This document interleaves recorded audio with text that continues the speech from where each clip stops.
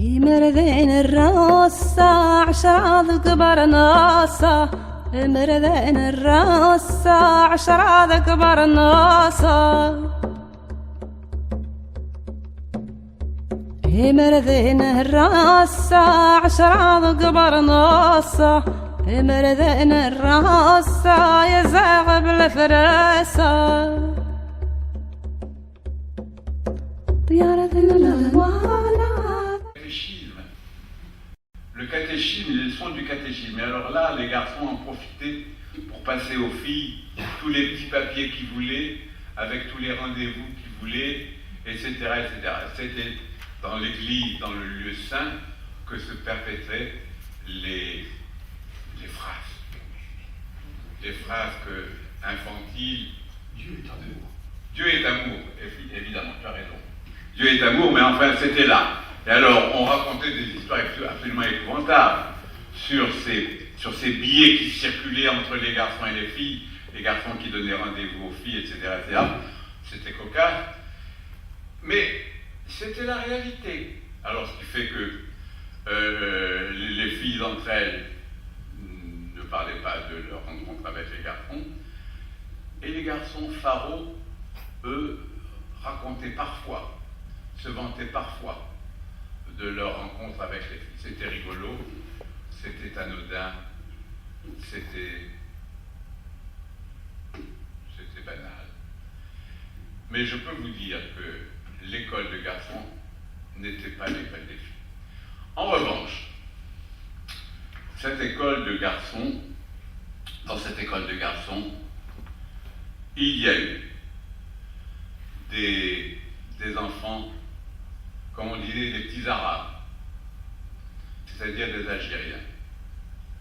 Attention, n'imaginez pas que ces classes aient été débordées par le nombre de petits arabes, de petits élèves arabes.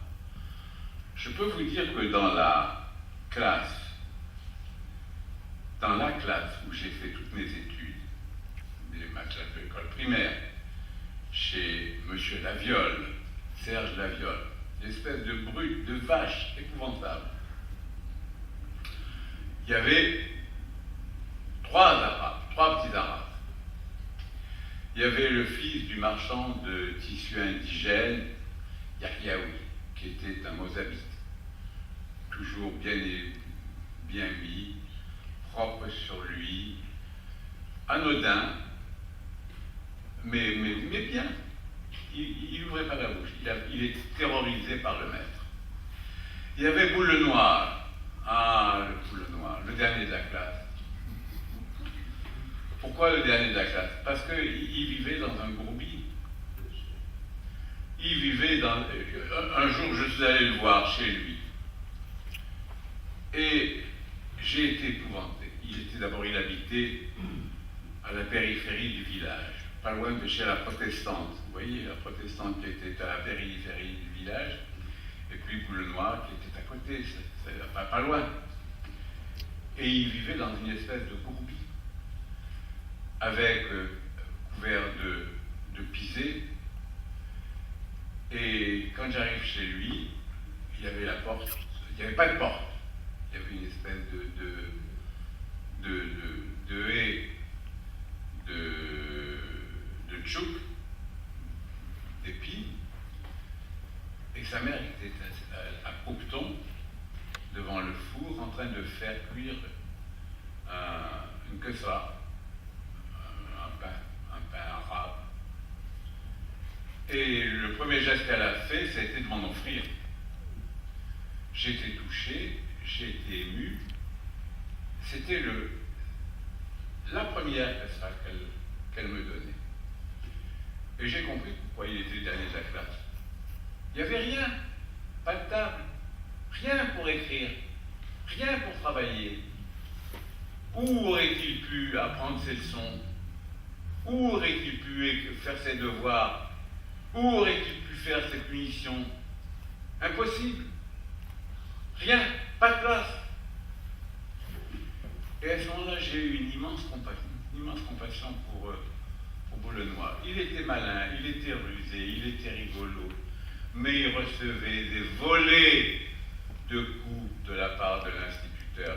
Boule noire, montre-moi tes mains. Voilà, monsieur. Elles sont sales. T'as pas pu te les laver? Non, monsieur, j'ai pas d'eau à la maison.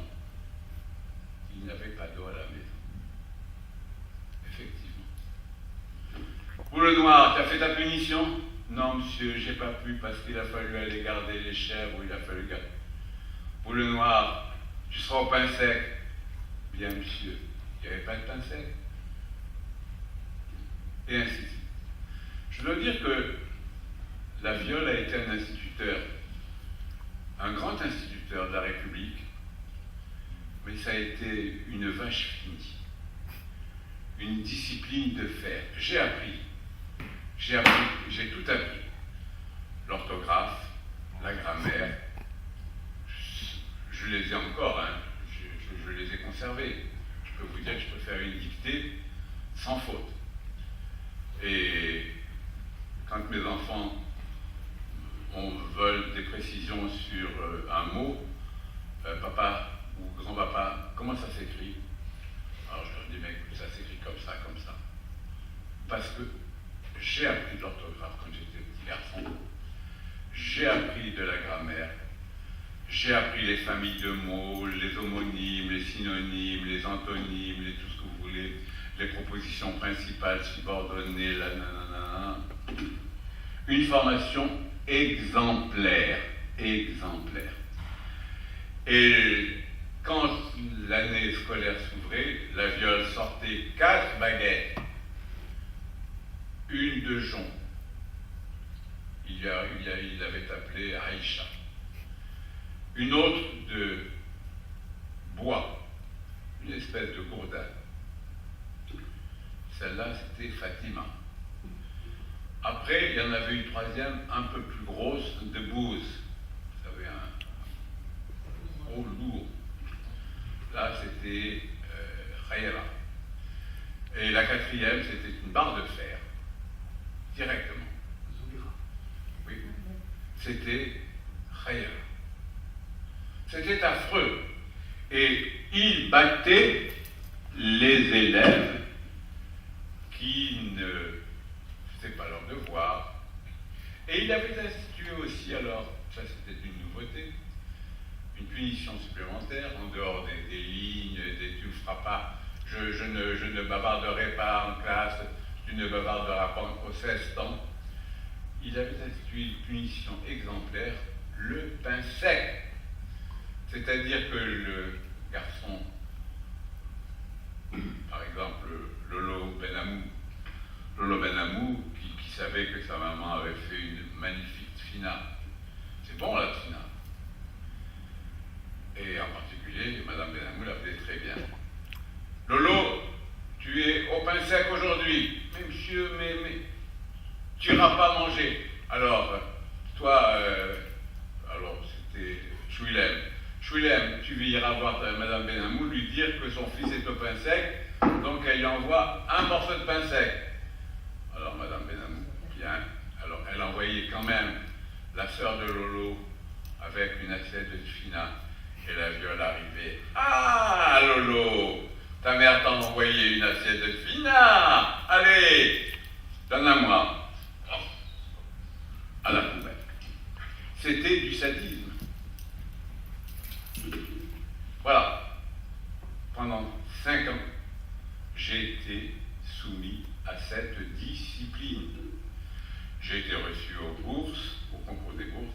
J'ai été reçu au certificat d'études avec la mention très bien, premier du canton, etc., etc. Je me suis retrouvé au lycée en 6e. Alors là, j'ai été premier, je n'ai pas compris pourquoi. Parce que je travaillais normalement, mais j'ai été premier. J'ai tout avalé, l'histoire ancienne, le latin, l'arabe. Alors, je parlais déjà l'arabe au village, avec mes copains arabes, Mohamed et les autres. Je parlais avec les bonnes qui travaillaient à la maison, Khadija, et bon, c'était pour moi l'arabe était très familier à mes oreilles. Mais quand je suis arrivé au lycée, avec comment s'appelait celui-là, Abdeslam. Abdeslam, c'était l'arabe, bon, l'arabe populaire, l'arabe dialectal, mais il était déjà dans des normes, dans un certain nombre de normes. En particulier, j'ai appris là-bas, j'ai appris une partie du folklore, en particulier Tcha, Joha. C'est un personnage très typique. D'Oran, je suis allé à Alger, j'y ai fait toutes mes études, de la 5e jusqu'au Cocaille. Alors là, je dois vous dire que ces études du secondaire à Alger sont passées normalement, j'ai eu de tout, des profs éminents. Je dois dire que à Oran et surtout à Alger, j'ai eu la chance d'avoir des profs exceptionnels. Que ce soit en français, en latin, la fine fleur des agrégés, des historiens. Je ne crois pas avoir eu un seul licencié. Je n'ai eu que des agrégés, certains capables, d'autres moins. Mais j'ai eu la chance d'avoir des enseignants qualifiés. Sauf peut-être en maths, où une année, je me suis retrouvé face à un clown qui faisait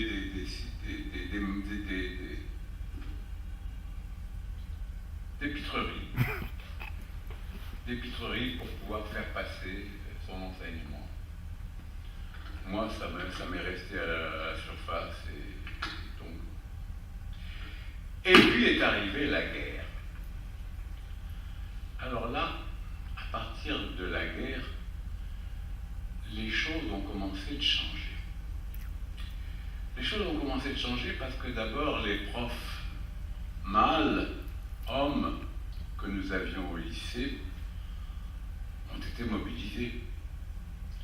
Certains sont venus en uniforme au lycée, d'autres ont purement et simplement été remplacés par des femmes.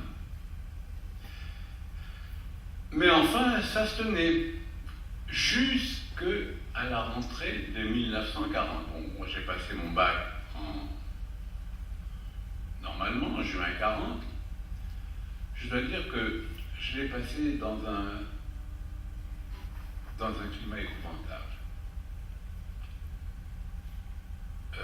Je n'ai pas pleuré quand j'ai appris l'armistice de 40. Mais je dois vous dire, j'ai été bouleversé.